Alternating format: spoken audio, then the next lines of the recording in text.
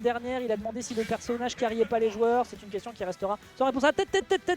Qu'est-ce qui... Ouais, bon, tant pis. J'aurais voulu que Daou soit joueur 1, puisqu'il y a des putains d'écriteaux en face de vous. Mais bon, puisque vous êtes des sales gosses. Allez, c'est parti. Aïe aïe aïe. Donc ça va être du Grand Radiateur qui visiblement nous sort son Mario, puisque visiblement on a battu avec le premier Brother. On pourra peut-être tuer avec le deuxième par la suite et ce sera contre le Game & Watch de Daou, Team ECR contre Team ECR d'ailleurs. C'est un match fratricide, si je ne dis pas d'ânerie. Je vais mettre ça à jour. Si je dis pas de bêtises, parce que Team TRS c'est autre chose. Voilà, bon bah écoutez, voyons voir un peu ce que ça propose. Donc Mario c'est un personnage qui saute énormément. Bien sûr, hein, c'est dans l'identité du personnage, ça a des combos ladder de cette stature. Et de l'autre côté, vous avez du Game & Watch qui est plutôt là pour dire mon pote, tu vas pas jouer comme tu le voudras. Mais il y a aussi un bon jeu de juggle. Donc le premier des deux qui arrive à attraper l'adversaire en entière, en général, peut se régaler par la suite. Et pour l'instant, ça a plutôt l'air d'être à l'avantage du Grand Radiateur qui trouve des bons coups sur les bons timings. La dash attack qui a beaucoup de frame actifs, qui va empêcher l'adversaire de revenir sur son up B assez craqué, il faut dire les termes. Le up smash qui ne passe pas, ce sera une bonne back. Soit avec le poids de Game & Watch, ça pourrait être létal, mais ça n'est pas suffisamment le cas puisqu'on n'a pas de rage. Grand Radiateur qui est en train de nous sortir toute une panoplie de personnages sur les weekly, je ne sais pas ce qu'il praille. Alors que pourtant à la base on rappelle que c'est un doseur c'est un doseur de pitié à la base. Le kill est récupéré ici, Daou n'arrive pas trop à rentrer dans le tas, il essaye d'être agressif avec Game & Watch. En général il vaut mieux ne pas faire ça hein, quand vous êtes à égalité. Là il va être obligé de se précipiter puisqu'il a une stock de retard, mais vous avez beaucoup plus l'avantage de pouvoir jouer très bien le revenge kill avec Club Smash. Vous avez beaucoup plus l'avantage en fait d'être dans le neutral, balancer un fer par-ci, balancer des petits coups par-là.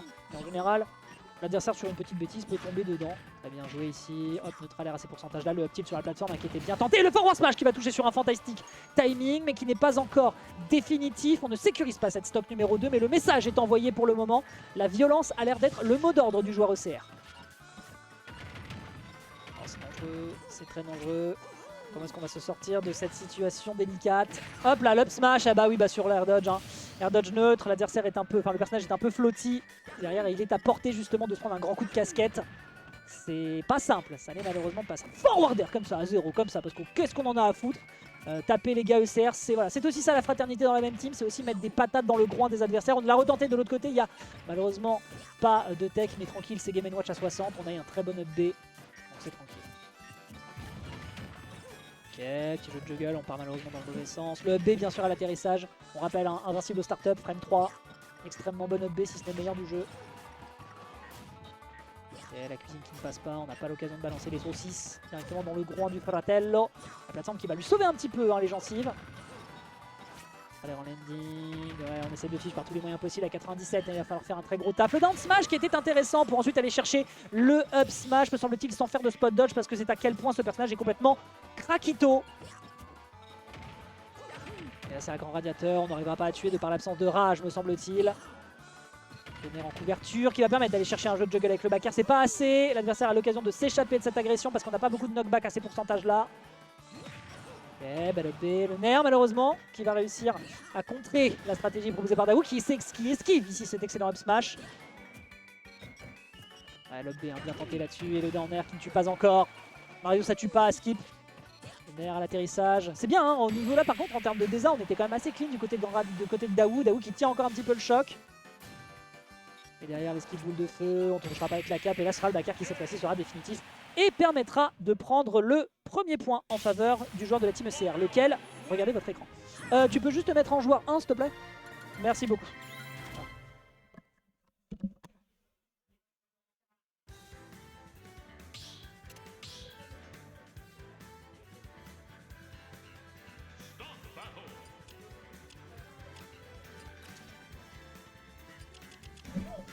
Tout simplement inverser la webcam mais j'ai la flemme.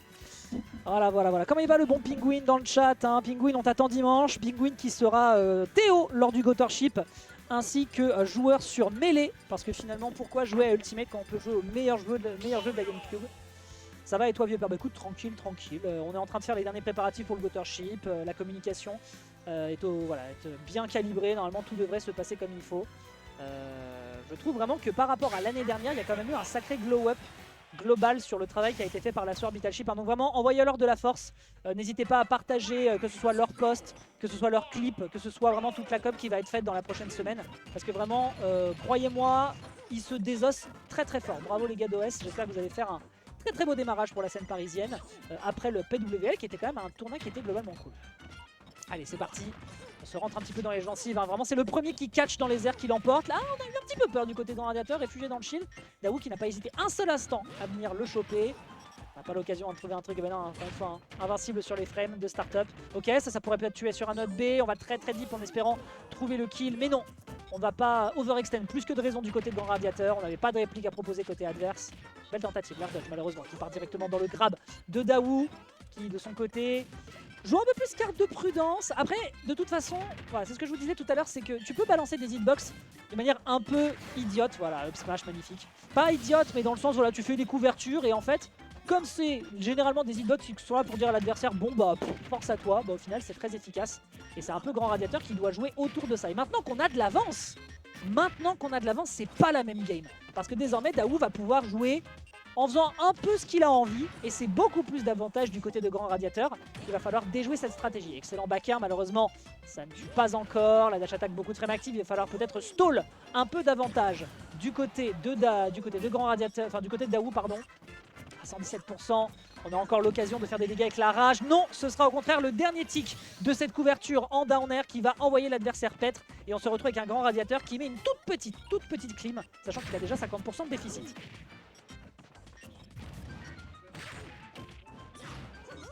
La up throw est bonne, malheureusement il n'y aura pas de conversion à ces pourcentages là, peut-être certainement juste le down air, je ne sais pas. Up air, atterrissage sur la plateforme en face, fall up B, et le kill n'est pas sécurisé, mais le ladder combo est bien maîtrisé du côté de Grand Radiateur. Un joueur qui nous l'a montré hein, la semaine dernière, même si bon, son Luigi avait quand même quelques lacunes, hein, Donut a vu les clips. Globalement, ça reste un joueur qui a quand même des connaissances et des notions en termes de fonda sur le jeu. Et il le montre ici avec encore une fois un grand coup qui va enfoncer le nez de Game & Watch directement dans son faciès plat. Beau travail. Le dernier qui passe pas, mais très bon spacing. On s'extrait. Il faut éviter de se faire surprendre par l'adversaire. Ok, down smash, on n'a pas été assez rapide, on n'y va, il n'y a pas de lag hein, sur la plupart des coups de Game & Watch. Si ce n'est à la rigueur, c'est tilt. Le saut qui se fait contrer par le B, hein. Des bons réflexes par moment du côté de Daou hein, qui, malgré sa stock de retard, joue toujours très bien son désavantage. Back air, très bonne DI pour esquiver l'agression. Vous voyez le plan arriver et on ne tombera pas dans ce piège. Le turnaround qui n'aboutit à rien. Là il faut tuer, hein. Faut vraiment tuer. Faudra tuer justement, ce sera le cas avec les frames actives de la chaise. Le bon forward tilt, grosse bagarre de barre mesdames et messieurs, ça commence à niquer le mobilier. En air, 95%, ça commence à devenir dangereux. Et ce sera suffisamment dangereux pour derrière balancer encore une fois un gros forward smash avec un 2-0 qui sera pris du côté du joueur de la team OCR. Du bon boulot, mais